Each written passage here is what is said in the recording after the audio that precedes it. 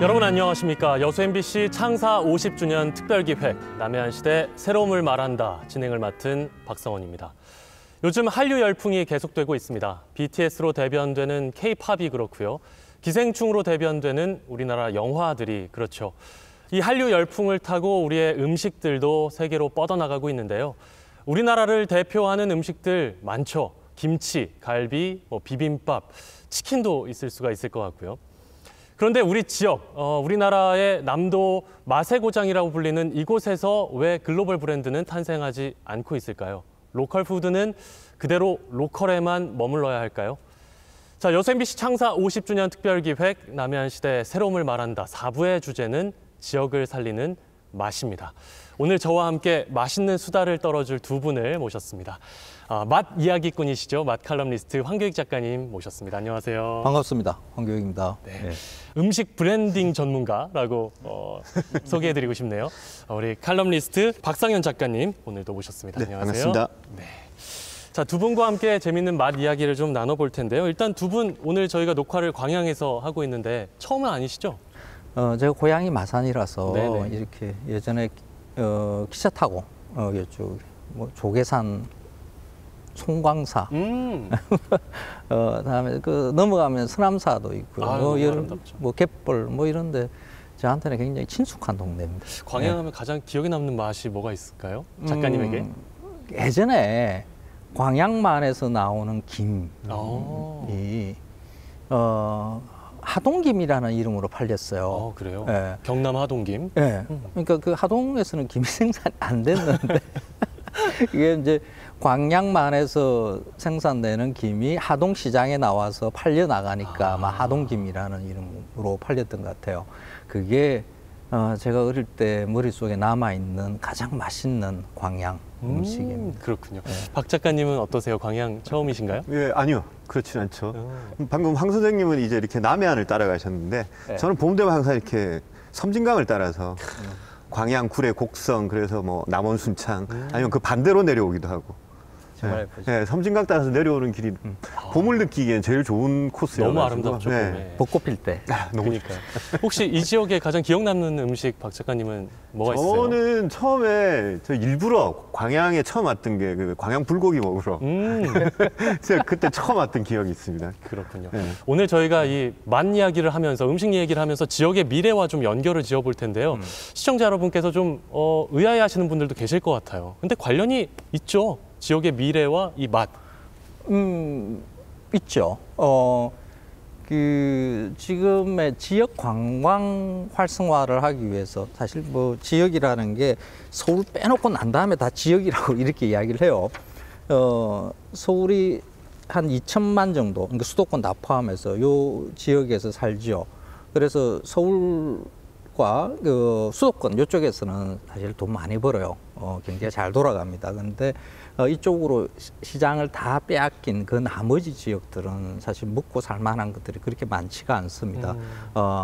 그 수도권 사람들이 와서 이렇게 돈을 많이 뿌려줘야 되는데 그 중에 하나가 음식을 가지고 유혹하는 거죠. 그래서 각 지역에서 향토 음식, 향토 식자재를 가지고 열심히 우리한테 맛있는 거 있으니까 와라.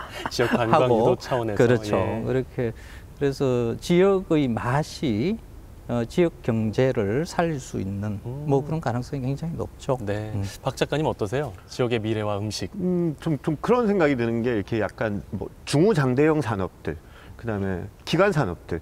사실 이런 산업들이 이제 지역을 살리는 데는 가장 확실한 효과가 있긴 한데. 그렇죠. 사실 그건 지역 스스로가 해결할 수 있는 문제가 아니고 이제 국가 정책, 국가 예산이 투입되어야 되는 부분인데. 근데 이제 요즘 우리나라 같은 경우에 지방자치제가 활성화되면서 지역 단위에서 지역 스스로가 자립적으로 먹고 살 수 있는 거리들을 찾다 보면 그렇죠. 사실 그 부분에서 가장 먼저 떠오를 수밖에 없는 게 관광 그리고 먹거리 이런 것들밖에는 사실 지역의 어떤 자체적인 지역의 어떤 힘으로 그 동력으로 해낼 수 있는 것들은 그런 것들밖에 우선은 없는 것 같아요. 그렇습니다. 그 이야기가 예전에 그 노무현 대통령 때부터 본격적으로 그게 논의가 됐었어요. 그 노무현 대통령이 내세웠던 공약 중에 그 맨 마지막에 있는 게 지역 경제 활성화의 것인데 네. 그때 법안을 마련을 했던 게 뭐 준비는 하다가 법안을 통과를 못했어요. 그게 향토 자원 육성법이라는 거였어요. 외부에서 뭐 기업을 유치를 해서 그 지역 경제를 활성화하는 것 여기에 대해서 한계가 있다라고 본 거죠. 그러면 안에 그 지역에 있는 내재적 자원으로 먹고 살 수 있게끔 만드는 그런 생각이 그 법의 기본 취지였어요. 그런데 그 향토 자원 육성법이 부처와 관계없이 전체 다 모든 부처가 그 법안에 들어오게끔 그렇게 짜여졌었는데 법안을 만들지 못하고 그때 그 정부가 끝냈어요. 그 이후에 다시 그 이야기를 갖다 우리가 잘 안 하고 있어요. 지역의 자원 중에 사실 먹을거리가 굉장히 중요한 자원이거든요. 이걸 잘만 모양을 만들면 그 지역에 돈이 잘 돌게끔 이렇게 만들어 줄 수 있죠. 지금 문재인 정부에서도 지역 균형 발전, 자치 분권 뭐 계속 추진해 나가고 있기는 한데 약간 궤를 같이 한다고 볼 수도 있겠네요. 그렇다고 봐야 되겠죠. 그렇군요. 박 작가님, 그러면 현대인들이 이제 어떤 도시를 여행하면 거기서 맛을 상당히 중요하게 여기는 것 같아요. 어떻습니까? 그렇죠. 아니 요즘 뭐 여행을 누구나 아마 시청자 여러분들도 마찬가지실 텐데 우리가 우선 여행을 간다. 그럼 뭐 항공권을 준비하든지 뭐 교통편을 하고 나면 그 다음에는 숙소를 정하실 거고 그 다음에 이제 먹는 거죠. 네, 일단 그리고 먹는 것에 대한 만족도가 커야 그 여행의 만족도도 굉장히 큰 것이고 사실 그림에 보시면 뭐 딱 보시면 다 이렇게 음식점에 줄 서 있는 걸로 보이시죠. 네. 근데 제가 이 4장의 사진을 준비한 게 좀 독특한 상황이어가지고 맨 위에 왼쪽에 보이시는 사진은 한여름의 대만입니다. 대만이요? 대만에서 이제 대만식 호떡을 사 먹기 위해서 여름에 호떡. 예, 한여름에. 그것도 심지어 저 비 오는 날. 빙수 아니고. 네, 호떡입니다. 뜨거운 호떡을 먹기 신기하네요. 위해서. 그리고 그 옆에 오른쪽에 보시면 여름에 로스앤젤레스 섭씨 35도 이상 되는 그 뙤약볕에 지금 햄버거를 먹기 위해서 저렇게 기다리고 있는 거고 그다음에 왼쪽 아래편은 미국의 이제 포틀랜드라는 도시인데 이 포틀랜드에 굉장히 유명한 브런치 가게입니다. 근데 여기에 10시에 문을 여는데 지금 8시부터 사람들이 저렇게 줄을 서 있는데 새벽이네. 네, 전날이 영하 13도였어요. 아, 그래요? 기온이. 그런데도 저러고 이제 2시간 더 서 있어야 되는 거거든요. 그래서 저는 이런 사람들의 어떤 그 심리들, 왜 이 고생을 사서 할까? 이런 것들이 사실은 현대인들에게 있어서 여행의 개념에 대해서 우리가 다시 한번 생각해 주게 하는 것이고, 그리고 또 이제 뭐, 이게 우리나라 외국의 사례뿐만 아니라 우리나라 같은 경우에도 지금 그 우리나라 문화관광연구원에서 우리나라를 방문했던 중국인 관광객, 일본인 관광객의 만족도를 조사해 보니까 2, 3위는 이제 그 나라 사람들의 어떤 성향에 따라 조금 다른데 1위 한국에서 가장 만족도가 높았던 그리고 가장 흥미로웠던 것은 음식이었다는 거죠. 그렇군요. 그러니까 결국 사실 우리나라도 관광산업 활성화에 있어서 가장 첫 번째 경쟁력은 음식이 아닐까 그렇게 생각합니다. 그렇군요. 포틀랜드 얘기가 나왔으니까 말인데 포틀랜드가 상당히 지역성, 로컬 푸드가 강한 지역이라면서요. 뭐 제가 듣기로는 프랜차이즈나 어떤 대기업들이 와서 살아남질 못한다고 로컬들이 워낙 강해서. 그러니까 사실 포틀랜드가 이전에는 어떤 도시였냐면 은퇴자의 도시였어요. 은퇴하신 양반들이 이제 여기 와서 사는 그런 동네였는데 지금은 미국의 젊은이들이 가장 가서 살고 싶어하는 젊은 층의 그 인구 유입률이 가장 높은 동네인데 그게 왜 그렇게 됐냐면 도시를 이제 새롭게 꾸미려고 하면서 이 도시는 뭘 채울까를 고민하기보다는 뭘 뺄 건지를 고민했었어요. 그래서 우선 대기업 프랜차이즈들 다 빼자. 그리고 대형 유통업체들 다 빼자. 그래서 도심 그 다운타운 내에는 못 들어와요. 대신 그 다운타운에다가 전부 다 이렇게 젊은 창의력 있는 젊은 친구들의 푸드트럭을 전부 다 도심 한복판에 가장 비싼 땅에다가 이렇게 넣어주고 이렇게 하다 보니까 도시 자체가 굉장히 젊은 도시로 바뀌고 그러면서 이제 뭐 수제, 그러니까 혹시 킴포크라는 잡지도 예, 알죠. 그 킴포크가 탄생한 곳이 바로 포틀랜드였거든요. 예. 네. 황 선생님, 그러면 여수 같은 경우에는 서울에 있는 프랜차이즈가 들어오면 사람들이 줄을 서거든요. 오히려 비워내지 못하고 자꾸 유치하려고 하는데 그럼 우리가 거꾸로 가고 있는 건가요? 어떻게 보세요? 그 외국의 사례를 그 우리와 이렇게 비교를 할 때 좀 조심스럽게 봐야 되는 것 중에 하나가 그 외국 특히 유럽이나 일본 같은 경우에는 그 지역의 뭐 행정, 경제, 사회, 문화 그 모든 것이 오래 전부터 사실 몇백 년의 역사를 가지면서 그 지역의 하나의 정체성을 만들어내 놓고 있거든요. 근데 우리나라는 그 조선의 운영 방식을 뭐 고려 시대에는 뭐 토호들을 중심으로 해서 뭐 지역 분권이 조금 돼 있었어요. 근데 조선은 500년 동안 이제 주왕 집권 형식으로 국가를 운영을 하죠. 그래서 주왕에서 관리들을 파견을 하고 통제를 하는 방식으로.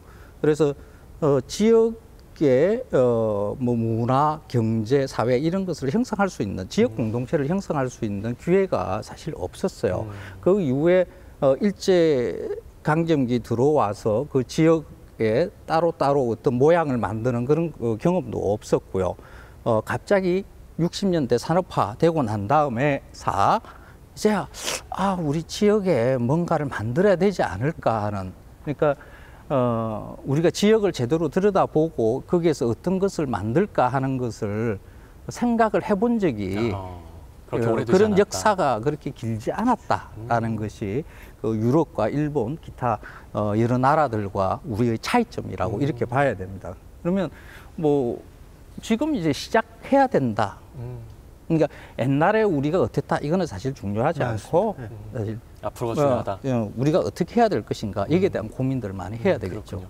아까 박 작가님께서 여러 맛집 앞에 줄 서 있는 사람들 모습을 보여주셨는데 단순히 어느 여행지에 가서 맛만 있다고 해서 또 사람들이 그 집을 기억하는 건 또 아닌 것 같거든요.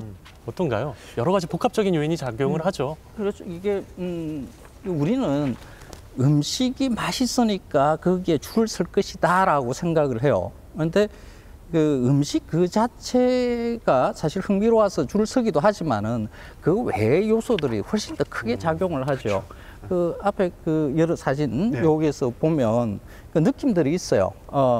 그 집 식당이 가지고 있는 바깥에 여러 그 장식적인 요소들, 그 집이 풍기는 이런 이미지 같은 게 있죠. 그런 게 그 지역 주변과 잘 어울릴 때 훨씬 더 돋보이겠죠. 맞아요. 멀리서 봐도 저 집은 뭔가가 있는 것 같아. 이 지역의 정서를 담고 있는 음식이 있는 것 같아 하는 이런 것을 가지고 있고요. 그 안에 공간에 들어가도 인테리어도 약간 그런 느낌들이 있고요. 약간 낯선 듯 하면서도 익숙한 편안함 같은 게 있고요. 그리고 또 그 안에 있는 사람이 중요해요. 맞아요.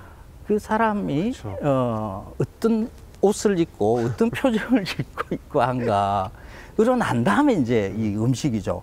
그 모든 것이 그 식당의 하나의 이미지로 머릿속에 이렇게 들어오는 거죠. 그래서 우리 뭐 여행 가면 사진 찍잖아요. 그리고 SNS에 올릴 때 보면 음식 하나만 달랑 찍지 않잖아요. 가게, 그 거리, 사람 뭐 이런 거 다 찍죠. 그래서 음식 콘텐츠를 만든다는 것은 그 음식 요거 맛있는 음식을 만들어야 돼. 이렇게 들여다보면 안 되고요. 그 옆에 있는 많은 그 주변까지 다 같이 포함을 해서 일종의 이미지 만들어내는 것, 스토리를 만드는 것, 뭐 이런 식으로 전략을 짜야 되는 거죠. 전략을 그렇게 짜야 될 텐데 우리나라에서 이제 세계인들에게, 외국인들에게 우리나라 음식을 홍보하는 어떤 책자만 떠올려 봐도 음식 사진만 딱 있거나 아니면 전형적인 어떤 한국적인 풍경, 한옥만 하나 딱 보여주고 김치 보여주고 뭐 이런다든가 좀 전략에 문제가 있는 것 같은데 박 작가님 어떤가요? 그러니까 아직도 여전히 아름다운 걸 보여줘야 된다는 이런 강박관념. 이게 마치 여전히 우리가 이제 그 세계 10위권의 경제력을 가진 나라가 됐음에도 여전히 그 개발도상국 시절에 그런 마인드가 아직도 남아있고 우리는 아름다운 것만 보여줘야 된다라는 이런 강박이 좀 있긴 한 것 같습니다. 근데 제가 이제 그 한 가지 음식을 소개시켜 드리고 싶은 게 이게 이제 냄새나. 이게 사진만으로 냄새나. 그 매년 전 세계에서 가장 악취가 심한 음식으로 꼽히는 게 이 스웨덴의 수르스트레밍이라는 이 캔에 들어있는 청어를 소금에 절인 건데 보통 우리가 통조림에 뭔가를 그 밀봉을 할 때는 살균 과정을 거치거든요. 근데 이 수르스트레밍은 살균을 안 합니다. 균이 그대로 살아 있는 거죠. 네네. 그러니까 이제 캔에서 계속 발효가 진행되는 겁니다. 근데 냄새가 못 빠지는 거죠. 가스도 못 빠지는 거죠. 이걸 나중에 열고 나면 정말 인간이 상상할 수 있는 모든 악취가 다 나는 건데. 시궁창 냄새라. 네. 드셔보셨어요, 박 작가님? 네, 저도 이걸 근데 이제 이 캔 같은 경우에는 절대 실내에서 개봉하지 말라고. 아, 그 정도예요? 이렇게 적혀 있고. 그런데도 사람들은 스웨덴만 가면 어떻게든 이걸 자국으로 가져가고 싶어가지고. 신기하거든요. 그러니까요. 그러니까 사람들은 제가 맞아요. 이쁜 것, 맛있는 것 이것만 고민하는데 실제로 그런 것보다 훨씬 더 중요한 거는 호기심을 자극해야 되는 거죠. 그러니까 제가 경험해본 바로는 얘를 우리 같은 사람들은 맛을 절대 느낄 수가 없습니다. 너무 지독한 향이 있어서. 그런데도 가져가고 싶은 것은 호기심이죠. 그렇죠. 야, 이거 스웨덴 갔다 왔으니까 이 정도는 한번 뭐 이런 게 남아 있는 그 지역만의 거예요. 정체성이 네. 담겨 있는. 그래서 저는 우리 그 홍어 같은 것도 이렇게 살균 과정 없이 네. 캔에 한번 담아보면 어떨까? 그것도 이제 뭐 등급을 달리하는 거죠. 막. 그래가지고 사람들은 점점 도전하게 만드는. 우리가 보여주고 싶은 것과 그들이 보고 싶은 것은 다를 수 있다. 맞습니다. 네. 이 지점이 굉장히 중요해요. 그러니까 그 지역에서 음식을 개발하는 분들이 대체로 우리 지역에 이게 있으니까 이것을 맛있게 해서 이렇게 주고 싶어. 이런 것들, 우리 농산물 이런 게 많이 있잖아. 요걸 제대로 가공하면 많이 사줄 거야 하는 이런 생각들을 가지고. 그래서 사실 그거는 중요하지 않아. 음식은 음식 문화라는 것은 수용자가 결정을 하거든요. 이게 돈 내고 사야 되는 거거든요. 그렇죠. 공짜로 주는 게 아니잖아요. 그래서 충분히 내가 돈이 10,000원이든 20,000원이든 내고 살려고 하면 그 수용자가 다 결정하는 거예요. 그게. 그러면 저 음식을 제대로 향토 음식으로 자리를 잡게 하는 것은 이 공급자가 아니라 수용자에 있는 거죠.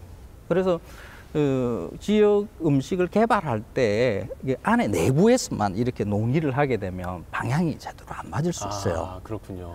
오히려 바깥 사람, 그 지역 바깥 사람이 보고 그 바깥에 있는 욕구를 제대로 표현할 수 있는, 채워줄 수 있는 그런 음식으로 개발되게끔 이렇게 해야 되는 거죠. 역시 아주 두 분이 중요한 지점을 말씀해 주신 것 같아요. 제가 대학 다닐 때 기억이 갑자기 나는데 김치의 세계화, 뭐 선진화를 주제로 리포트를 시키는 거예요. 조별 과제를. 그때 저희들이 모여서 하는 얘기가 어떻게 하면 외국인들 입맛에 맞게 김치를 바꿀 것인가를 논의했었거든요. 지금 생각해 보면 그게 좀 미련한 짓이에요. 맞습니다. 네. 우리 걸 그냥 갖다 주고 우리 이렇게 먹는다. 아니, 그럴 필요도 없이 스스로들 바꿔요. 우리 김치가 지금 외국에 많이 나가 있잖아요. 그런데 외국에 나가서 김치를 먹어보면 우리가 먹는 김치와는 전혀 관계없는 맛을 내요. 세상에 이런 김치를, 이게 맛도 우리 입에는 안 맞으니까 뭐 이래 그렇지만은 그 지역에서는 자기들이 먹는 음식과 이렇게 매칭을 이루어서 맛을 변화시킨 거거든요. 우리도 그렇게 해서 먹어요. 중국에서 온 짜장면, 중국 짜장면하고 전혀 다르게 우리가 들찌찌근하게 해서 먹잖아요. 그러니까 그 음식은 바깥에 나가면 우리 게 아니에요. 그렇죠. 내 게 아닌데. 그렇죠. 저쪽 문화. 그들이 알아서 하는 거예요. 그렇죠. 새롭게 또 발전되고. 그렇죠. 그런데도 그 원래의 산지, 원산지는 에 대한 생각은 변함이 없죠. 우리가 단무지를 먹으면서도 일본 닭광에서 온 거야, 짜장면 먹으면서도 중국에서 온 거야, 이런 생각을 가지고 있잖아요. 그러니까 그런 것은 그 외국 사람들도 다 가지고 있어요. 그래서 한국 음식이 외국 나와서 변형을 일으키는 것, 그거 진짜 긍정적으로 봐야 되고 크게 번져 나가는 것. 이거 지금 황 선생님 말씀대로 그게 수용자들이 그건 알아서 하는 문제고, 근데 사실은 자꾸 우리는 지금까지 뭐 떡볶이를 팔아야 되고 불고기를 팔아야 되고 김치를 팔아야 되고 비빔밥, 이게 이미 외국인들은 한국 음식을 바라보는 시야가 그거보다는 훨씬 더 넓어져 있어요. 우리가 제가 그거 깜짝 놀랐던 것 중에 하나가 이 양반이 조너선 골드라는 음식 평론가인데 우리하고 직업 비슷하다. 같은 직업인데 근데 우리는 격이 다른 게 그래? 이 양반은 음식 평론가로서는 최초로 퓰리츠상을 음식 평론으로. 그래요? 네, 음식평론으로 대단하신 분이네. 2000 그 퓰리처상을 선생님도 이렇게 퓰리처상을 좀 한번 노려보세요, 선생님. 아, 그래서요. 어떤 네, 걸로? 이분이 들고 있는 신문이 그 네. LA 타임즈거든요. 네. 이 양반이 이제 LA 타임즈에 자기만의 섹션을 가지고 있고 매년 그 조너슨 골드의 101이라고 해가지고 로스앤젤레스에서 이제 이분이 선택한 101곳의 레스토랑을 매년 선정을 하셨어요. 미슐랭 같은 거군요. 네. 예. 근데 LA에서는 미슐랭보다도 훨씬 더 권위 있는 것이 바로 조너슨 골드의 101인데 여기에 2016년도에 그 한인타운 내에 있는 소반이라는 한식점이 이제 선정이 됐는데 예. 그 음식점을 선정한 이유가 이 양반이 그 집 간장게장에 반해가지고. 그래서 제가 생각을 하다가 갑자기 제가 외국인들이 일본인이나 중국인 정도가 간장게장을 좋아한다? 먹죠. 같은 간장 문화권이고 그쵸. 뭐 활어를 먹는 문화고 이런 것들이 되는데 서양 사람들이 간장게장을 먹는다는 건 제가 상상을 못 해봤었어요. 예, 예. 끔찍한 네, 음식이죠. 네. 그 정말 끔찍한 거지 않습니까? 그런데 이 양반을 비롯해가지고 많은 미국인들이 우리 간장게장 맛에 아주 빠져 있는 거죠. 그리고 이 양반은 이 간장게장을 먹기 위해서라도 LA 그 코리아타운을 방문할 가치가 있다. 그래서 이제 그 집 간장게장이 이렇게 이제 나오는데 이게 이제 보통 우리 꽃게로 만들지 않습니까? 네네네. 서해안에서 잡히는 꽃게로 만드는데 미국에서는 꽃게가 흔치 않다 보니까 대서양 쪽에서 잡히는 블루크랩으로 이게 어떤 가게에서는 이제 꽃게가 수급이 원활하지 않을 때는 블루크랩을 가지고 간장게장을 담는 저 것도 맛없어. 있는데 아, 드셔보셨어요? 아, 게 자체가 맛이 없다고요? 네, 블루클랩이 네, 근데 그걸로도 담아서 이렇게 판매하는 경우도 물론 이 집은 이제 우리 꽃게를 수입해 가지고 파는데 아무튼 저는 이미 간장게장을 이렇게 즐겨 먹을 정도가 됐으면 외국인 우리가 생각하는 외국인들이 그 한국 음식에 대한 수준은 이미 우리 의도를 훨씬 더 넘어가 버린 거죠. 맞습니다. 그럼 제가 두 분께 약간 어려운 질문일 수도 있겠는데 지금 남해안 지역에 뭐 유명한 음식들 많잖아요. 젓갈류도 많고요. 근데 외국에 많이 안 알려진 것들 중에 요거 외국인들한테 좀 보여주면 좀 좋겠다 싶은 어떤 음식 딱 떠오르는 게 있으세요? 두 분 하나씩 좀. 몰라요. 이게 뭐가 터질지를 몰라요. 그러니까 우리가 미리 예단하면 안 돼요. 제가 선생님 지난번에 한번 얘기하셨던 거 있지 않습니까? 그 우리 지금 동남아에서 되게 인기 있는 그 떡볶이 프랜차이즈 이걸 전골식으로 해석해가지고 지금 외국에서 가장 인기 있는 그 떡볶이가 있어요. 프랜차이즈인데 우리는 떡볶이라고 그러면 기본적으로 이렇게 돼 있죠. 가래떡에 달콤 매콤한 고추장으로 이렇게 조리거나 아니면 전골 냄비에 이렇게 담아서 이렇게 먹는 요런 정도 생각을 하고 있어요. 그런데 지금 아시아 지역에서 우리 음식으로 이렇게 크게 번져 나오고 있는 프랜차이즈 이 떡볶이는 뷔페형으로 되어 있는데 바 요렇게 돼 있고요. 뭐 떡볶이 종류, 뭐 우리가 잘 좋아하는 어묵들, 뭐 만두, 뭐 이런 거 있잖아요. 넣는 거요. 그리고 그 옆에 보면 소고기도 있고요. 닭고기, 돼지고기도 있어요. 같이. 그리고 국물 종류를 맑게도 할 수 있고요. 매콤하게도 할 수 있고 다양한 국물을 만들 수 있게 그렇게 냄비로 해서 자기들이 이렇게 끓여서 먹어요. 근데 우리가 알고 있는 떡볶이와는 달라요. 이게 전골이에요. 그러니까 떡볶이는 그 외국인들 머릿속에는 어떻게 들어와 있냐 그러면 우리가 생각하는 떡을 볶고 뭐 조리고 하는 이런 음식이 아니라 한국형 전골 음식으로 머릿속에 들어와 있는 거죠. 뭐 그게 맞춰서 이렇게 주면 돼요. 그 음식들이 외국인들에 의해서 선발되고 어떤 식으로 변형을 일으킬까 하는 것은 그 사람들이 결정을 하는 것이지 우리가 의도할 수는 없다. 근데 이때까지 우리가 의도를 해가지고 가져갔던 불고기 비빔밥, 뭐 김치 이런 것이 번번이 실패한 이유이기도 해요. 그러니까 너무 의도적으로 하지 말자.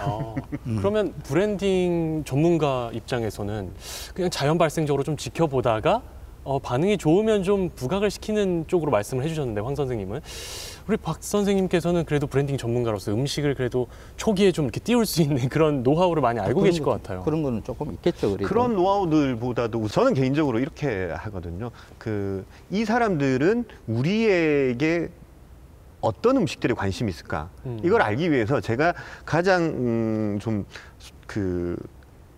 편히 이용하는 것 중에 하나가 그 나라를 가면 외국을 가면 그 나라 서점에 가서 그 나라 언어로 된 한국 여행 가이드 책자를 꼭 구입을 하거든요. 오, 좋은 방법이네요. 예, 거기를 보면 이 나라 관광객들이 한국에 왔을 때 어떤 음식에 관심이 있고 무엇을 하는 것에 관심이 있는지가 그 사람들의 입장에서 이렇게 적혀 있는 거죠. 그래서 항상 그걸 보면 전혀 뜻밖의 것들이 막 등장합니다. 아니, 이런 음식을 먹으러 온다고?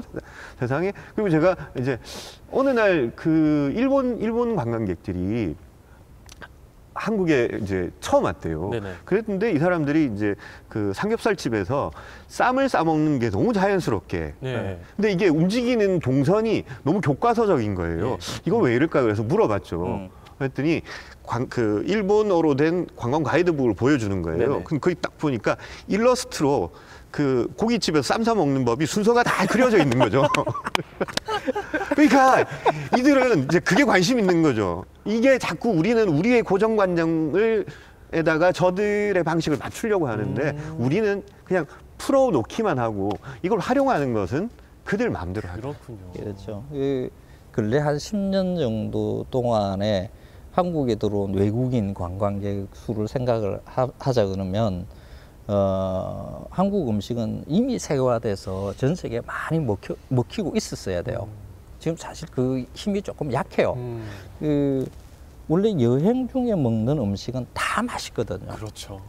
그 여러분들 한번 생각해 보세요. 외국 나갔을 때 중국, 일본 뭐 이런 데 다 가가지고 먹을 때 그때 먹었던 음식 중에 맛 없었던 게 있었던가요? 별로 없죠. 다 맛있어요. 왜 맛있냐 그러면 몸의 상태가 아주 즐거움에 막 이렇게 흥분되어 있는 상태거든요. 이 상태에서는 그 어떤 음식이 들어오든지 맛있어요. 맛있어요. 한국에서도 똑같은 일이 벌어지고 있다라고 봐야 되는 거죠. 네. 그 외국 관광객들이 한국에서 돌아다니면서 길거리 음식이든 뭐 어디 시장에서 먹던 음식이든 뭔 음식이든 이제 다 맛있는 경험으로 돌아가요. 그 돌아가서 거기서 자연스럽게 그 추억을 떠올리게 되는 거죠. 야, 한국에서 먹었던 그거 있잖아. 그 빨간 거 이상한 거 이름이 뭐였더라? 그 떡볶이. 야, 우리 떡볶이 먹을 데 없나? 수요가 자연스럽게 발생을 하는 거죠. 그럼 뭐 그 중에 수요가 제법 있네 하는 사람이 거기다가 떡볶이 가게를 여는데 그게 한국인과 한국 떡볶이와는 전혀 다르게 일 수도 있어요. 그냥 거기에 있는 재료와 그 지역의 사람들의 그 기호에 따라서 이렇게 변형들이 막 일어나는 거죠. 그러면서 한 음식이 글로벌화하는 거거든요. 거의 대부분의 그 글로벌 음식들은 다 이런 식으로 이렇게 만들어져요. 아주 자연스럽게 번져 나가는 거죠. 거기서 조금 이제 기미가 보이면 그 세계화하는 것에 우리의 제품을 붙여서 팔면 우리한테 경제적으로 이득이 있다 싶은 것들을 잘 간파를 해서 업체, 그러니까 제조업체라든지 정부 뭐 이런 데서 나서서 거기에다가 적절하게 놓고 마케팅 작업은 해야 되는 거죠. 그 이후의 일이죠. 그게 그러니까 한식을 세계화하자라는 것은 그냥 문화를 팔자 이런 게 아니라 문화는 넘어가면 남의 것이니까 그쪽에서 알아서 하는데 거기서 일어나고 있는 그 여러 문화 행위들 중에 우리가 경제적으로 이득이 될 만한 게 무엇이 있는가 파악을 하고 우리가 그 틈새로 이렇게 밀고 들어가야 되는 이런 전략을 써야 되는 거죠. 그러니까 너무 공급자 중심의 생각은 좀 버리고 수용자들 입장에서 좀 보려는 그런 사고의 변화가 필요하지 않을까 생각을 해봅니다. 자, 요즘 시대는 뭐 전국 어디서나 로컬 음식을 맛볼 수 있는 사실 시대를 우리가 살고 있는 것 같아요. 그래서 한편으로는 로컬성이 좀 퇴화하고 있는 거 아닌가 하는 생각도 들거든요. 예전에 저희 가족하고 강원도를 간 기억이 나는데 그때 이제 무슨 횟집 항구 옆에서 회를 먹는데 아버지께서 맛이 좀 없다고 하시는 거예요. 그래서 왜 맛이 없나요? 이런 얘기를 하다가 제일 맛있는 건 서울 강남에 다 온다. 회도 그렇다라는 말씀을 하신 것 같아요. 그만큼 뭔가 서울 집중화도 음식이 되는 것 같은데 그 부분에 대한 두 분의 생각을 좀 듣고 싶어요. 제가 너무 폭력적이라고 생각하는 것 중에 하나가 제가 이제 실제로 경험했던 것 중에 이제 어떤 지방의 음식 중에 하나가 이제 전국적인 스포트라이트를 받은 거죠. 그러면 이제 그 음식점 혹은 그 공장 여기에 서울의 유명 백화점의 MD들이 내려와요. 이 사람들의 목표는 뭐냐면 그 분점을 자기 백화점에 서울에 있는 그 매장에 입점시키지 않으면 이 사람들 못 돌아온다. 이제 책임을 가지고 내려와서 그냥 정말 상고처려도 하고 일주일 내내 거기 공장에서 일하고 이러면서 이제 가져가는 거예요. 이건 정말 폭력적인 거다. 왜 그러냐면 그 지역 음식의 두 번째로 제가 강조하고 싶은 게 바로 그거죠. 음식은 움직이면 안 된다. 사람을 움직여야 한다. 네, 이게 정말 중요한 건데 네. 제가 이걸 한번 보여드릴게요. 지금 보시면 일본 하면 선생님도 이제 일본 가셔서 에키벤 많이 드셨죠. 그러니까 이제 그 기차 안에서 먹는 네. 혹은 기차역에서 판매하는 도시락. 이게 이제 일본에 한 2,900여 종 정도 있습니다. 일본에서는 이게 이제 철도 회사마다 이런 에키벤 그랑프리 같은 걸 열거든요. 재밌네요. 네. 네.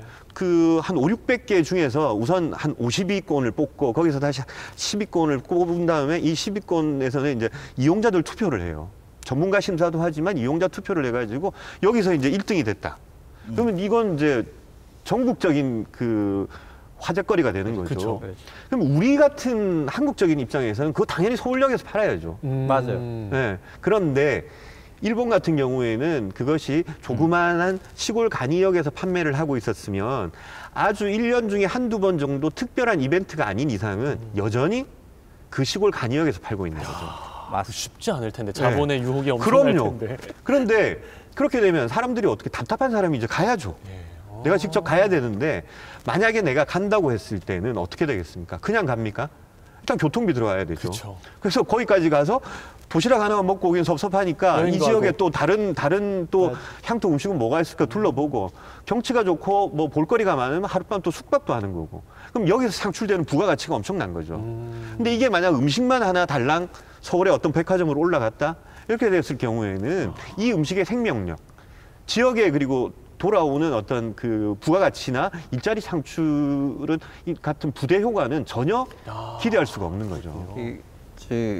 이게 아까 식재료, 좋은 식재료는 다 서울 간다 이랬잖아요. 그게 식재료만 아니라 그 지역의 음식까지 다 서울로 가죠. 프랜차이즈화해서 그 지역에서 유명한 음식들은 다 그런 식으로 끌려가는 이유를 우리가 파악을 해야 돼요. 대한민국이 그냥 서울공화국이라고 흔히들 이야기를 하잖아요. 서울에 사실 한 2천만 정도가 모여 살다 보니까 시장이 가장 크죠. 향토 음식이 프랜차이즈화해서 전 국민을 대상으로 소비되기 시작하는 게 1980년대부터 시작이거든요. 한국의 외식 산업이 크게 팽창하는 그 시점이에요. 지역의 온갖 음식들이 다 서울로 올라와서 다 프랜차이즈화해서 다 깔려 있어요. 서울에서 못 먹을 음식이 없어요. 그러니까요. 온갖 게 다 있습니다. 그러면 그 지역에서 팔리는 것들이 의미가 없어지고 지역에 내려가서 뭐 먹지 이러면 서울에서 다 먹어봤는데 그러니까요. 그러면 그게 그럼 프랜차이즈 업체들을 그럼 그걸 못하게 할 것인가? 사실 힘들어요. 그게 기본적으로 지역에서 그런 식재료를 담당을 하고 그 음식을 하고 하시는 분들 그리고 그 지자체의 가장 기본적인 마인드가 뭐냐 그러면 이 지역 안에서만 해볼래 하는 거 요거부터 먼저 해야 돼요. 그걸 딱 해놓고 난 다음에 프랜차이즈화 하는 거 이런 것들의 외부로 나가는 것에 대해서 그러니까 카피품이다라는 느낌이 들게끔 모양 얼마든지 만들 수가 있거든요. 오리지널은 우리 지역에서만 소비가 가능하다. 그렇죠. 얼마 전에 이런 일이 있었어요. 강원도 춘천에서 감자빵이라는 것을 만드는 조그마한 카페가 하나가 있어요. 이게 감자 모양으로 만들어진 거예요. 근데 거기에서 제법 인기를 얻고 그 지역에 독특한 강원도 음식으로 이렇게 자리를 잡아가고 있는 사실 그게 나온 지가 얼마 안 된 거거든요. 근데 그걸 한 프랜차이즈 업체가 똑같은 모양의 감자빵을 만들어서 전국에다가 확 뿌리려고 했었어요. 그래서 뭐 거기에 대해서 막 논란이 있고 그것도 프랜차이즈 업체도 자기네들이 강원도 감자를 써서 그 지역 경제에 도움이 되려고 했던 일이다라고 이야기를 하지만은 장기적으로 보면 뭐 단기적으로는 그렇게 팔아서 지역의 감자 소비를 갖다 늘릴 수는 있어요. 그런데 장기적으로 보면 그 지역에 특화되어 있는 감자빵 하나가 프랜차이즈 업체가 전국으로 뿌리는 것으로 해서 희소성이 사라져 버리는 거죠. 그러니까 강원도에서는 그런 일이 생기면 발생하면 어떻게 하든지 간에 프랜차이즈 해서 못하게끔 법적으로는 하기는 힘들어요. 그런데 여론 형성을 하는 게 중요하죠. 우리 건데 왜 너네들이 해? 하는 그런 지역 그 주민들이 자기 것을 지키려고 하는 그런 그 의식만 이렇게 좀 발동을 하게 된다 하면 그럼 그게 가능해요. 이번에 감자빵은 지켰어요. 그래서. 그렇군요. 제가 지금 두 분 말씀 들으면서 막 머리가 혼란스러운 게요. 지역에서 지역의 맛있는 음식이나 식재료를 어떻게 하면 뭐 온라인 마켓이나 이런 것들 통해서 판로를 확대할 것인가. 지역에선 그게 화두거든요. 어떻게 하면 프랜차이즈화 시킬까처럼 보일 정도로. 근데 오히려 두 분은 좀 지키고 우리가 그런 생각의 변화를 가져야 된다? 이렇게 말씀하시는 거잖아요. 그럼 어떻게 해야 될까요? 예를 들면 고흥 유자의 경우. 약간 좀 다른 문제인 게 네.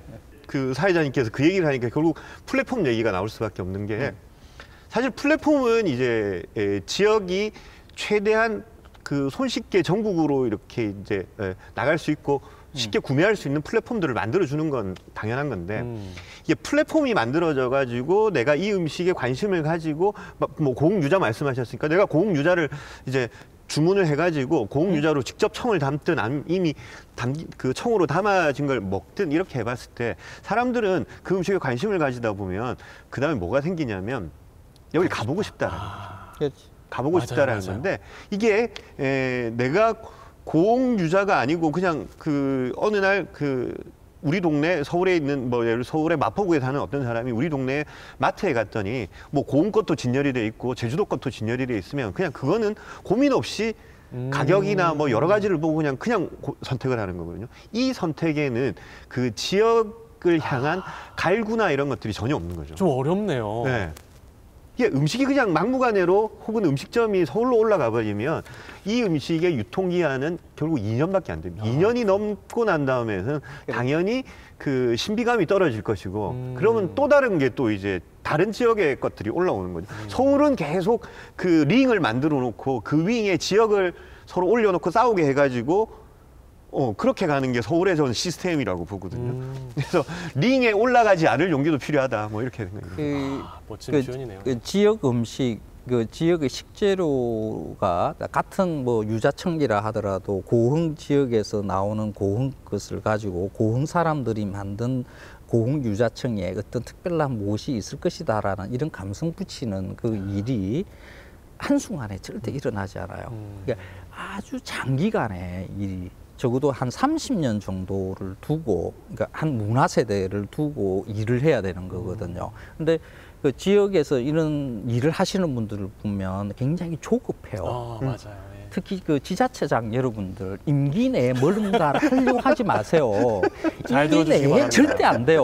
제발요. 네. 그 이명박 대통령이 그렇게 한식 세계화 이거 내가 한식 세계화 전 세계 한국 음식이 5위권 안에 들게끔 내가 임기 안에 해치우겠다 이렇게 이야기했어요. 돼요? 안 됩니다. 음식 문화라는 것은 아주 천천히 이렇게 스미듯이 이렇게 변화하는 거거든요. 그래서 원래 계획이 이렇게 세워질 때부터 장기 계획, 적어도 30년 정도 계획을 세우고 그것이 다른 어떤 지자체장이 이렇게 들어오든지 간에 그것이 유지될 수 있게끔 여러분들, 지자체장 여러분들, 그 전임 지자체장 해놓은 거 그거 다 없고 뭐 하고 있잖아요. 이런 거 하시지 마시고요. 음식 같은 경우에는 지속성이 가장 중요해요. 그걸 꾸준하게 또 뭘 하든지 간에 꾸준하게 하면 반드시 성공하게 돼 있어요. 넉넉하게 한 세대, 그러니까 내 임기 내에 내가 살아있는 동안에는 이거 빛을 보지 못하지만은 내 후세대, 내 아들 세대에는 이것으로 빛을 봐서 지역이 먹고 살 수 있게 해줄 수 있겠다라는 이 정도를 가지고 그 생각을 가지고 일을 하셔야 돼요. 저도 오늘 이 짧은 시간에 두 분께 뭔가 어떤 해결책을 얻어내려고 했었거든요. 약간 네. 듣고 싶었고. 근데 뭔가 황교익 선생님 말씀 들으니까 긴 호흡으로 문제만 잔뜩 쌓이거든요. 예. 그래서 제가 제가 그 홍어 있지 않습니까? 네네네. 제가 홍어를 이제 그 나이 30에 처음 먹어봤습니다.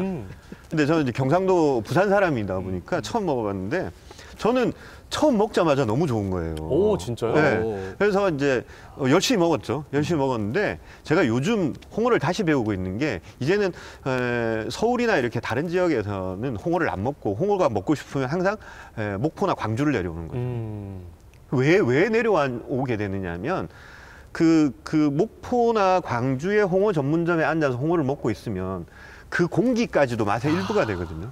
그 로컬의 맛. 네, 그리고 그 평생을 홍어를 먹어온 이 소위 선수들이 한마디 이렇게 툭 내뱉는 말이 뭔가 귓잔에 딱 울릴 때 이게 진짜 홍어 맛을 이렇게 확 살려주는 맞습니다, 거거든요. 맞습니다. 그러니까 난 지금까지 이 분위기를 모르고 홍어 맛을 안다고 착각하고 살아왔구나. 그렇죠. 이게 지역이 로컬이 오리지널이 가지고 있는 힘이거든요. 맞습니다. 네. 근데 궁금한 게 있습니다. 박 작가님은 또 부산 어묵 브랜딩과 이제 아주 인연이 있으시잖아요. 그 얘기 좀 듣고 싶어요. 어떻게 부산 어묵이 지금의 부산 어묵이 된 이게 것인지. 굉장히 중요한 이야기예요.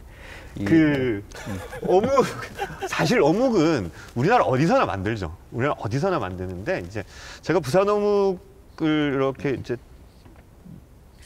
그 부산 어묵 역사를 처음에 이렇게 스토리를 만들었죠. 스토리를 만들다 보니까 그 쌓여 있는 스토리가 없고 그 다음에 사실 뭐 다 우리 어묵 그러면 예전에 뭐라고 생각하냐면 다 비위생적인 환경에서 그렇죠. 만든다라는 네. 게 지배적인 생각이었던 거죠. 근데 이제 이렇게 그림에 보시면요, 지금 어묵 공장들은 그렇지가 않거든요. 그러니까 전부 이제 부산에 있는 그 10여 개의 어묵 공장들 같은 경우에는 전부 2012년을 기점으로 햇섭 인증을 받는 공장으로 다 이렇게 시설 보수를 새롭게 해가지고 굉장히 위생적인 환경에서 이제 만들어내는데, 근데 소비자가 소비 현장을 보면 왼쪽 그림은 2012년 당시에 일본 가고시마에 있는 어묵 판매점의 모습이고 오른쪽의 모습은 이제 부산의 국제시장의 그 어묵 판매점의 모습이거든요. 같은 시기입니다. 그러니까 결국 소비자는 자기 눈에 보이는 것만 믿거든요. 그렇지. 내 눈에 보기에 지금 이런 상태면 만드는 과정도 전과 달라지지 않았겠지라고 생각을 하는 거예요. 그러면 이 이미지를 바꿔줘야 된다. 결국 패러다임을 바꿔야 되는데 어떤 방식으로 패러다임을 바꾸지? 그래서 소비자가 눈으로 보는 결과를 우선 바꿔줘야 되겠다. 그래서 바꾼 패러다임이 바로 이 어묵 베이커리 개념이죠. 어묵을 구입할 때 이런 방식을 한번 도입해보자. 결국 이렇게 바뀌면 어묵에 대한 인식 자체가 바뀔 뿐만 아니라 우리가 어묵이라는 것은 기본적으로 어렸을 때 시장에 가면 시장에서 이렇게 만들어 파는 즉석 어묵 그 정도만 이렇게 바로 먹는 거지 나머지는 집에 가져가서 이렇게 조리해서 먹는 식재료의 개념이 강했거든요. 근데 이제 이런 어묵 베이커리 개념을 통해 가지고 어떻게 하냐면 어묵도 간식처럼 바로 먹을 수 있는 거. 이렇게 되면 어묵의 가짓수도 많아지고 어묵 하나당 가격도 높아지고 결국 어묵 시장 자체가 이제 완전히 그 패러다임이 바뀌는 거죠. 그러니까 이 패러다임을 바꿈으로써 기존의 어묵에 대한 관념이 바뀌고 지금은 그러다 보니까 어묵이 심지어 명절 선물로 맞아요. 굉장히 선물 세트. 맞아요. 각광받고 있지 않습니까? 사실 깔끔한 음식이 됐어요. 그러니까요. 예. 그러니까 요 이미지를 바꾸는 것은 결국에 이제 우리 주변에 예를 들면 이 여수, 광양, 순천 이런 권역에서도 우리가 어차피 이전에도 있었던 것들인데 이 음식을 현대인의 눈높이에 맞춰가지고 어떻게 패러다임을 확 바꿔버리지? 이 고민이 필요한 시점이죠, 맞아요. 지금. 이게 이 중간에 그 박상현 작가가 이렇게 깊이 관여를 해서 변화시켜 나가는 중간에 저도 가끔씩 가서 이렇게 봤어요. 아, 어떻게 그러셨어요? 하나 이러면서 처음에 저는 저게 될까? 이게 부산 어묵이라는 브랜드는 이미 전 국민이 다 알고 있는 거예요, 그죠? 뭐 그렇죠. 부산 어묵 프랜차이즈도 많이 번져 있었고요. 그래서 부산 오뎅이라는 이름이 더 유명하죠. 근데 그건 머릿속에 어떻게 들어와 있냐 그러면 싸고 우리가 가난했을 때 먹었던 그 문방구 앞에서 그렇죠. 요렇게 그 맛이거든요, 사실.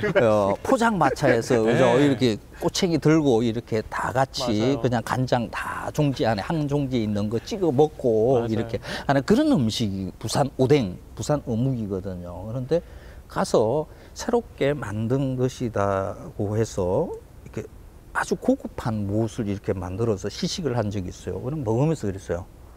이건 너무 멀어.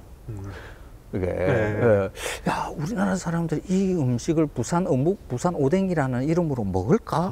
이게 굉장히 의구심이 들었어요. 그러니까 이 음식만으로 보자 그러면 너무 이만큼 가 있는 거죠. 근데 딱 저 공간이 만들어지면서 이 음식만 그대로 만들어서 팔았다 그러면 실패했을 거예요. 근데 이것을 파는 공간이 공간을 싹 다시 만들어 버린 거죠. 저런 모양인 거죠. 저 공간에서는. 그러니까 우리는 음식 이게 더 맛있으니까 이게 팔릴 거야 하고 음식만 자꾸 들여다봐요. 그렇지 않습니다. 우리 머릿속에 들어오는 것은 그 음식과 그 음식을 파는 가게, 그 음식을 파는 사람, 어떤 위치에 있는가, 그 도시의 그 위치, 뭐 기타 등등에 의해서 그 음식이 맛있어지는 거거든요. 근데 그걸 다 연출 작업을 해서 이루어져야 된다는 거죠. 근데 이 작업을 하려고 그러면 그냥 몇몇 사람의 아이디어만 가지고 되는 게 아니겠죠.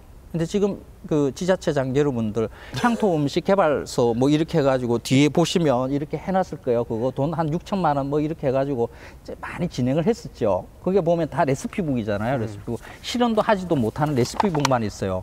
이런 전략 가지고는 지역 음식 그걸 유명 음식으로 만들고 글로벌화 시키고 이런 거 못해요. 팀을 만들어야 되고요. 거기에서 난다 긴다 하는 그런 사람들, 외부 사람들, 지역 사람들 쓰면 안 됩니다. 외부에서 이미 그 일을 하는 것으로 경험을 가지고 있고 그 일에 대한 전체적인 맥락을 이해하고 있는 사람들이 이 일을 진행을 해야 돼요.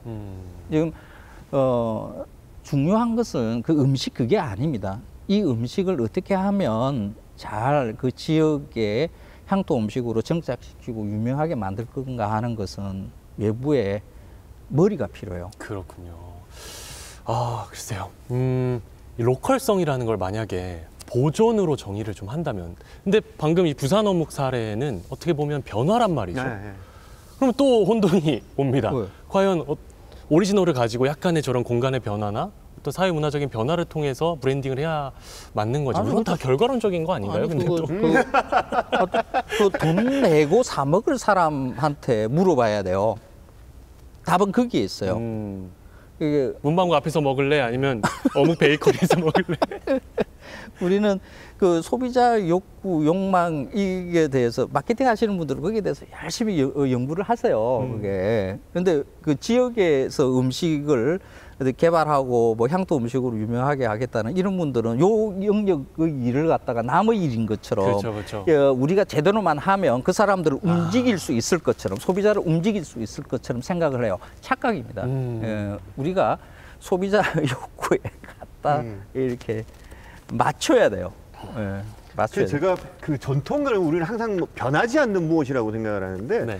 사실 전통은 끊임없이 변하고 혁신해야 되는 거거든요. 다만 그 전통의 기저에 흐르고 있는 원형질은 보존해야 되는 거죠.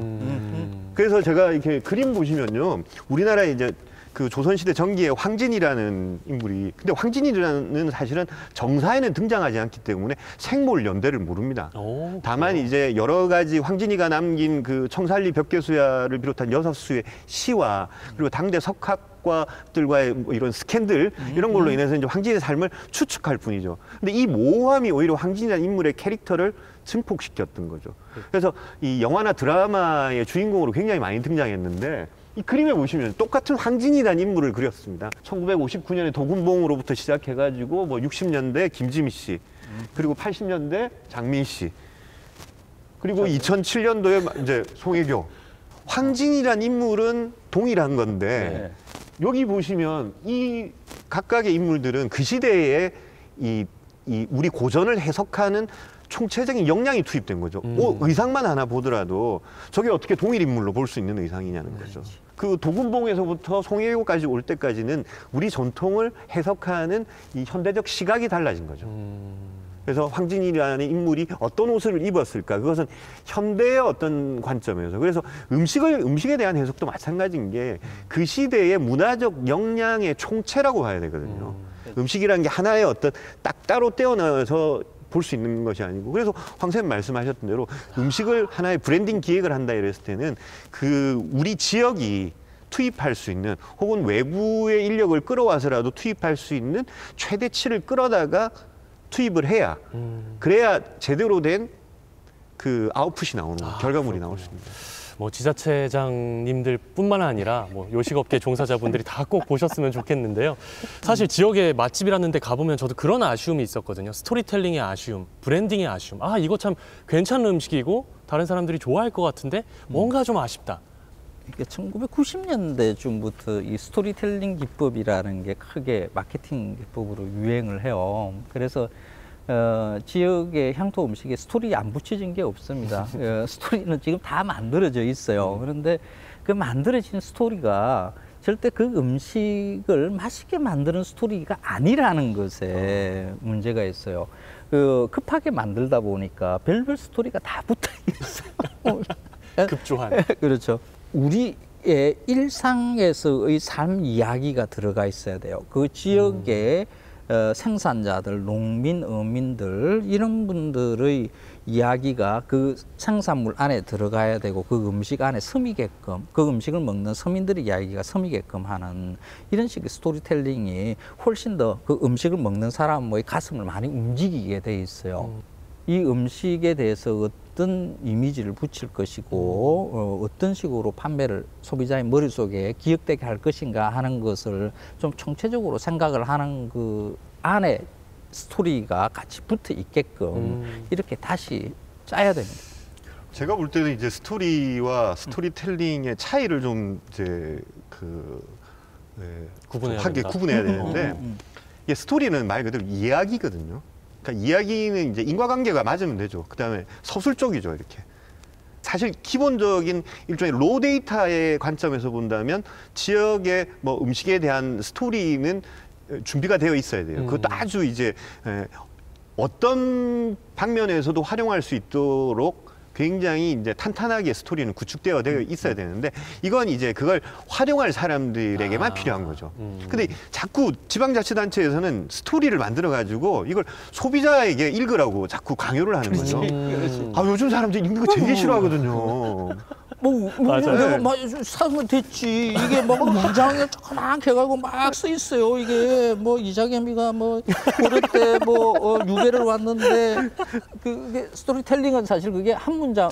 그렇죠. 이제 이 스토리텔링은 이야기를 전달하는 방식이거든요. 그럼 어떻게 전달하느냐? 그건 뭐 어떤 방식으로든 전달할 수 있는데 누구는 뭐 그림 한 이미지 하나로 전달할 수도 있고. 근데 여수는 정말 이 버스커의 여수 밤바다. 네. 네, 이게 스토리텔링의 전형이거든요. 그렇지. 그러니까 여수 밤바다의 그 풍치를 이걸 글로서 막 설명한다 그러면 정말 지루한 거죠. 맞아요. 근데 노래 한 곡이 근데 저는 가끔 그런 생각을 해보고 이게 그냥 목포 밤바다. 해운대 밤바다. 안 어울려. 또, 근데 제가 볼 때는. 안 어울려. 제가 볼 땐 얘가 버스커가 이 노랫말을 쓸 때, 이건 여수 밤바다 안 와봐도 상관없겠다. 그렇지. 맞아요. 어느 밤바다든 사실 다 이거 아닌가? 근데 다만 거기에 여수라는 두 글자가 적히는 순간 이 여수의 이미지가 각인되는 방식이 달라지는 거죠. 맞아. 그래서 저는 이 스토리텔링이라는 것은 결국 이렇게 이 사람들이 아주 강렬하게 이렇게 딱 전달되는 이건데 이걸 자꾸 서사적으로 막 해결하려고 구구절절. 네, 이건 너무 역사부터 네. 해가지고. 맞아. 정말 이것만큼은 좀 경계를 하셔야. 그러니까 스토리텔링을 준비하는 혹은 마케팅을 활용하려는 사람들에게 일종의 로우 데이터로 제공을 해줘야 되고 그건 전문가들의 영역이고 그리고 지방자치단체나 공공기관에서는 스토리텔링 하시면 안 돼요. 왜냐하면 태생적으로 이분들은 이 서사적인 일처리 방식이 맞아요. 서사적으로 이렇게 길들여져 왔기 때문에 보고서 내 쓰던 방식이 네. 그렇게 쓰게 돼요. 알겠습니다. 자, 이제 오늘 거대 담론을 마지막에 좀 얘기하면서 마무리를 해봐야 될 것 같은데요. 사실 저희가 이 자리를 마련한 것도 지역이 앞으로 어떻게 미래를 갖고 갈 것인가 한번 논의해보자라는 차원에서 4부작을 준비했던 거거든요. 그래서 1부의 주제가 자치분권이었고요. 오늘은 이제 식재료를 주제로 지역의 미래를 한번 타진해보는 계기인데 뭐랄까요. 앞으로 계속 지역 균형 발전은 가속화될 텐데 지역이 좀 어떤 방식으로 미래를 갖고 가야 할지 두 분의 얘기를 좀 끝으로 들어보고 싶어요. 제가 이야기를 먼저 드릴게요. 몇 가지를 우리가 머릿속에 딱 집어넣어 놓고 지역의 음식을 이거 돈이 되게끔 하는 그 방식을 선택을 해야 돼요. 첫째가 뭐냐 그러면 우리는 음식을 맛있게 요리해 본 적도 맛있게 먹어본 적도 없다. 우리는 뭐 할머니들이 먹었던 우리 어머니가 먹었던 그 음식이 가장 맛있는 음식으로 머릿속에 들어와 있어요. 사실 모든 인간은 우리 어머니, 할머니가 해준 음식이 가장 맛있어요. 근데 그 음식들을 시장에 내다 놓고 그러니까 판매를 한다고 했었을 때 소비자들이 주머니에 돈을 내고 그걸 산다고 했었을 때 그 식재료가 가장 맛있다라고 생각되는 식으로 요리되고 가공된 것인가, 그리고 그만한 가치가 있게끔 서비스되고 있는가, 공간은 그렇게 되어 있는가 하는 것을 따져본다 그러면 우리는 아직까지 그 음식을 맛있게 요리를 해서 먹어본 경험도 그리고 팔아본 경험도 없답니다. 이 생각이 가장 중요해요. 그래서 새로 만들어야 돼요. 근데 이 일을 해 나갈 때 또 하나가 뭐냐 그러면 특히 그 지자체장 여러분들, 공무원 여러분들이 이 일에 대해서 너무 많은 관여를 하세요. 왜 제 이 이야기를 계속해서 반복해서 하냐 그러면 제가 이런 일을 해본 경험이 있거든요. 하다가 저는 닫았어요. 나 안 할래. 왜 안 할래 그렇게 결정을 했냐 그러면 기껏 전문가들이 동원이 돼서 머리를 짜내고 뭐 하고 이렇게 만들어내나 봤자 그냥 자기 마음에 드는 거 결정을 해요. 그게 그럼 왜 우리가 왜 필요해요? 전문가가 다 국가의 예산이잖아요. 중앙에서 내려오는 예산이 더 많아요. 지역의 예산들하고 결합되어 있는 것들인데 그런 식으로 세금 낭비하면 안 되는 거거든요. 그래서 간섭하지 말라라는 거. 이 두 개만 제대로 조금 지켜진다 그러면 경험이 없다. 그리고 간섭하지 않겠다라는 것이 전문가한테 많이 맡기겠다는 이런 생각만 가진다 그러면 어떤 아이템이 되든지 간에 그 지역에서 한 긴 안목으로 한 30년 정도의 안목으로 그 지역의 주민들한테 경제적인 이득이 돌아가는 무엇이 만들어질 수 있어요. 우리한테 아무것도 없다 이런 생각하지 마시고 무엇이든지 다 가능하거든. 가능성은 다 가지고 있습니다. 그런데 그걸 어떻게 키울 것인가 하는 것은 사실 여러분이 가지고 있는 실력 그게 아니라 태도를 바꾸는 것 이게 더 중요하다고 생각을 합니다. 지자체장 여러분들한테 굉장히 섭섭하게 들릴지 몰라도 하여간 이 쓴소리는 좀 하고 가야 될 것 같아서 제가 작정하고 나와서 이 이야기 드립니다. 네. 박상현 작가님 어떠세요? 저는 우선 세 가지로 정리해서 좀 말씀드리면 첫 번째는 크건 작건 성공한 경험이 우선은 있어야 된다. 되게 경험이 한번 뭔가를 작은 성취라도 이뤄본 사람들은 일을 대하는 자세가 달라지거든요. 그래서 지역에서 우선 작지만 의미 있는 그 성과물들 이런 것들을 하나씩 내면서 그 사람들이 점점 더 큰 프로젝트에 도전할 수 있는 기반을 만들어줘야 된다는 거고, 두 번째는 인간의 경계와 자연의 경계는 다르다는 거죠.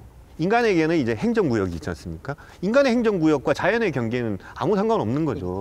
근데 우리는 자꾸 인간이 가지고 있는 행정구역 단위로 일을 생각한다라는 거죠. 자연의 경계가 있는데 이 자연의 경계는 우리가 환경이라는 걸로 이렇게 얘기를 할 수 있는 건데 사실은 이 환경 때문에라도 인접한 지방자치단체들 간에는 협업이 반드시 필요한 부분들이 있거든요. 어떤 특산물이 재배되는 지역인데 이게 그 가운데로 뭔가 행정구역이 나뉘면 그렇지. 이 부분에 있어서만큼은 지역이 함께, 그리고 뭐 요즘 늘 말씀하셨는데 유기농을 하는데 저쪽에서 약을 뿌리면 이쪽에서 아무리 유기농을 한들 맞아요. 어차피 그러니까 이런 작업들은 사실은 인간의 경계하고 상관없이 자연의 경계를 존중해 주면서 뭔가 이루어져야 되고 그렇게 하면은 사실은 순천만의 브랜드가 나올 수도 있지만 등량만이나 여자만의 브랜드도 나올 수 있는 거고, 그러니까 이런 식으로 우리는 지역의 브랜드를 다양하게 만들 수가 있거든요. 그리고 뭐 인접한 뭐 여수와 광양이 공동 브랜드를 만들어낼 수도 있는 거고, 그러니까 이런 작업들을 좀 하셔야 되고, 마지막으로 요즘 이제 제가 늘 이렇게 좀 경계하면서 말씀드리는 게 이제 로컬 크리에이터가 이제 많이 길러져야 된다라고 생각해서.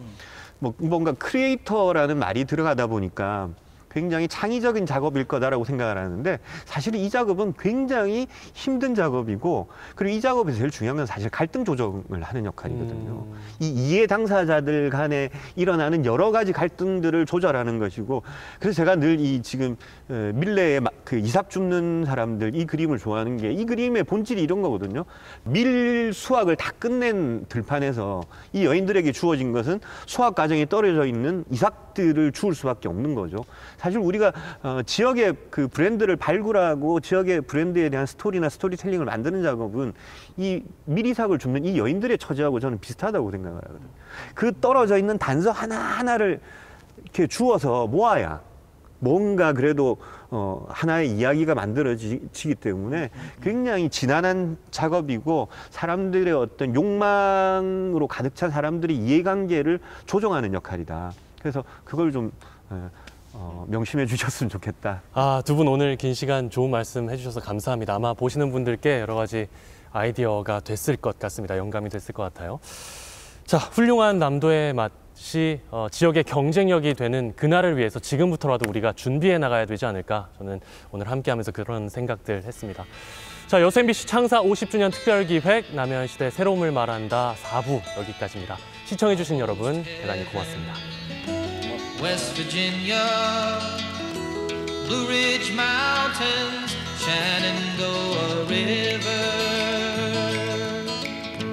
Life is old there, older than the trees, younger than the mountains, growing like a breeze.